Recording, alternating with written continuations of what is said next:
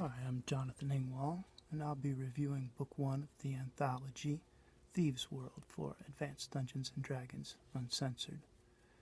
What do you get when your armies are defeated? Your city is only a sewer, your gods are far away, and even the smugglers land elsewhere. A city misnamed Sanctuary. Sanctuary is the setting of the Thieves World, created by Robert Aspirin, which went into publication in 1978. Each novel was written in a particular grim brand of fantasy by all-star authors such as Marion Zimmer Bradley, Poole Anderson, and Andrew Afoot. These stories are short and cruel, just like life in Sanctuary. How short? The stories are about 30 pages, and people in Sanctuary average around age 15. Young or old, a citizen of Sanctuary has as few ties as possible. Ties require trust, and the only trust one places in another is the trust in the need for gold. Thus, sophisticated plots are common, as friendships are rare.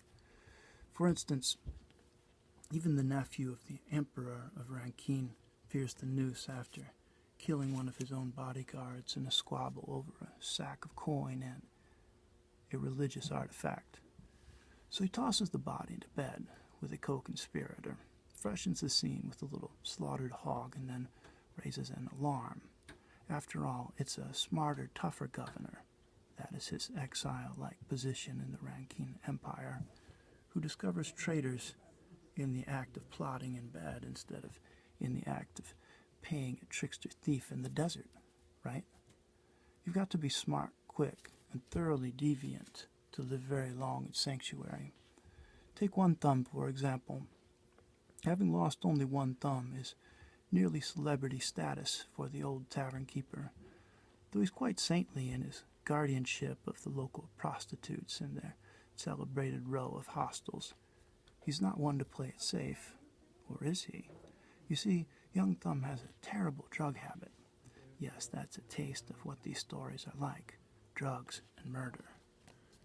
What does he do when he scores a fresh block of a favorite, deadly, euphoria-producing performance enhancer?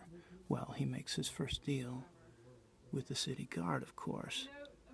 And then can you imagine the hilarity that follows when his fat cube of this potent stuff magically disappears?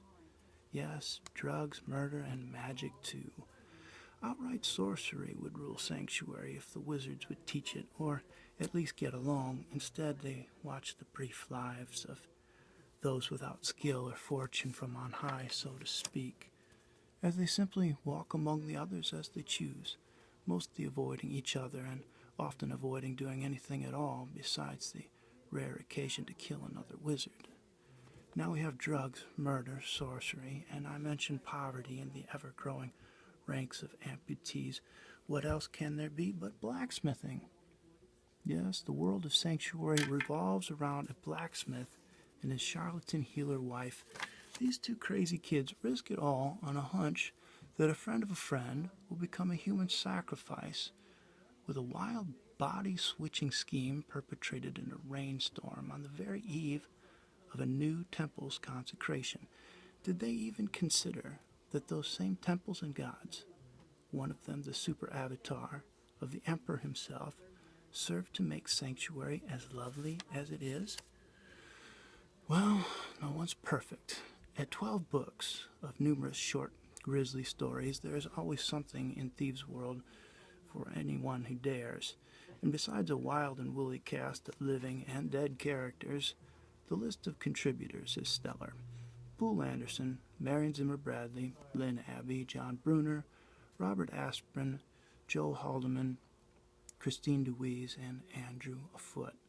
And so, remember, Uncensored, read Thieves' World and stay classy.